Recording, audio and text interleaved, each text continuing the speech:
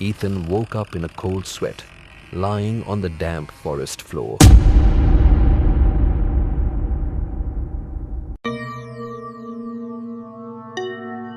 The air was thick with mist, and the faint smell of pine lingered around him. His hand gripped a rusted key, its jagged edges pressing into his palm.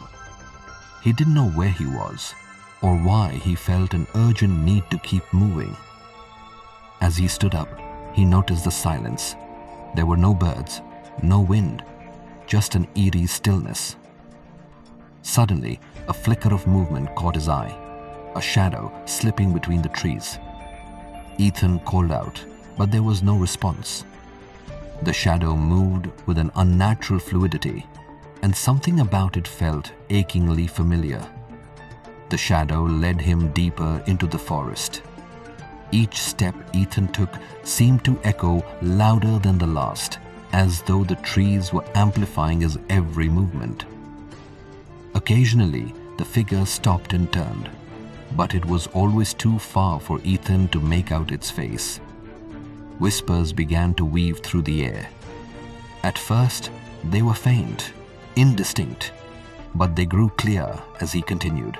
"Find the key. Break the cycle. Stop yourself." The words made no sense, yet they filled Ethan with a growing dread.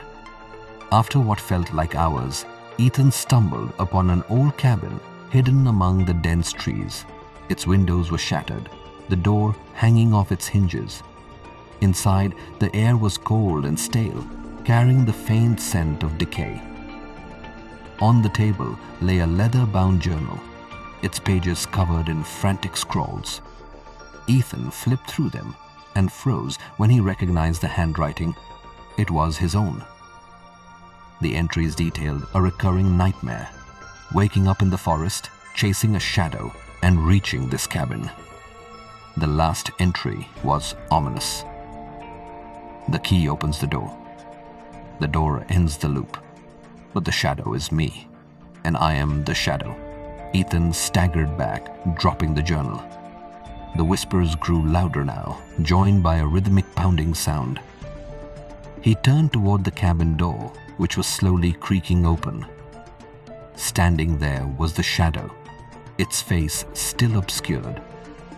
But as the figure stepped into the light, Ethan saw his own face staring back at him, pale, hollow-eyed, and twisted with anguish. "Why are you doing this?"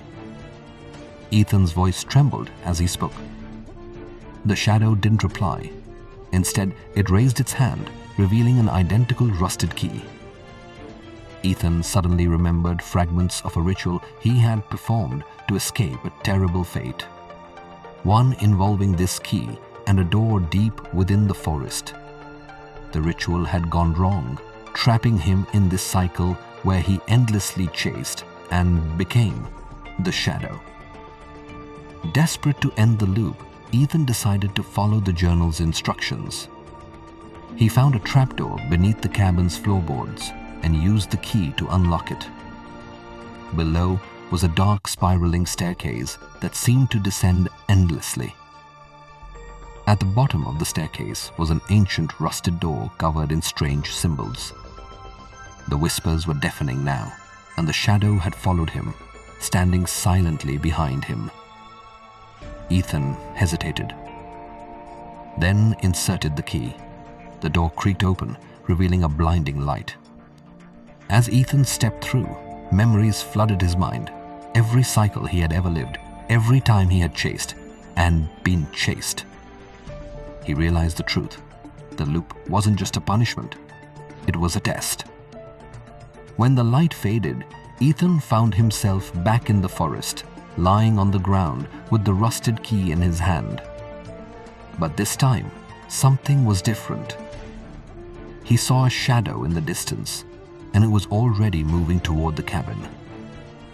He stood up and followed it, knowing deep down that he was starting the loop all over again.